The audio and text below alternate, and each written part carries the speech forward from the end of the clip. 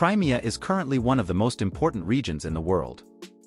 It has been part of the Russian Tsarist Empire and its successor states since the year 1774. It was developed into Russia's most important naval base and was always of central importance.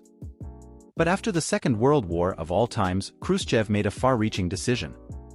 He gave Crimea to Ukraine as a gift to mark the 300th anniversary of the alliance between the two countries. However, Ukraine later became independent and Crimea remained part of Ukraine. And this set the stage for the conflict that still keeps us on tenterhooks today. But why did Khrushchev give away Crimea so carelessly? What were his motives? And was it really a gesture of pure charity? We look at all these questions in today's video. Until the year 1774, Crimea was ruled by the so-called Crimean Khanate, a vassal state of the Ottoman Empire. However, in the course of Russian expansion, the Ottomans and Russians repeatedly clashed and several wars broke out. Russia won several victories and managed to separate Crimea from the Ottoman Empire. Many Muslim Tatars then fled the peninsula and a steady Russification process began.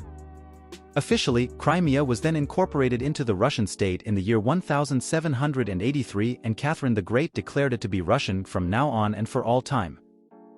However, the peninsula repeatedly changed hands and there were disputes over the peninsula, for example during the Crimean War in the year 1856, when it was occupied by the British, French and Ottomans. During the Russian Civil War in the year 1917, the independent Crimean People's Republic was even proclaimed in the meantime. However, the victors of the Civil War, the Bolsheviks, were soon able to bring it back under their control. However, due to the independence efforts in Crimea, it was not annexed to another Soviet republic, but the autonomous Soviet Socialist Republic of Crimea was established. Of course, all of its affairs continued to be managed from Moscow, but it still had some autonomy rights. At the same time, the capital Sevastopol began to be developed into an important naval base. Due to the strategic importance of Crimea, fierce battles broke out between the Wehrmacht and the Red Army during the Second World War. In the end, however, Stalin was victorious and now viewed Crimea with great suspicion as he accused the foreign inhabitants of collaborating with the Nazis. This led to the deportation and mass expulsion of the remaining Tatars, Crimean Germans and many other ethnic groups. And Stalin also withdrew Crimea's special autonomous status, which it had held until then. From the year 1945, it became part of the Russian Soviet Socialist Republic from which Russia later emerged.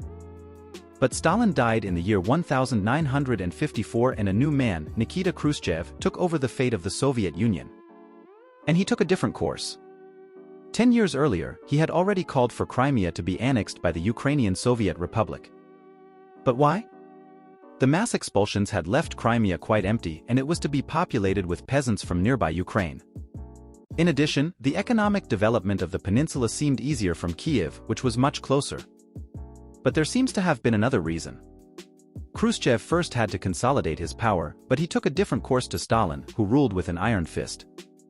Khrushchev recognized the various Soviet republics as important players and bought their loyalty through territorial concessions and, in some cases, gifts.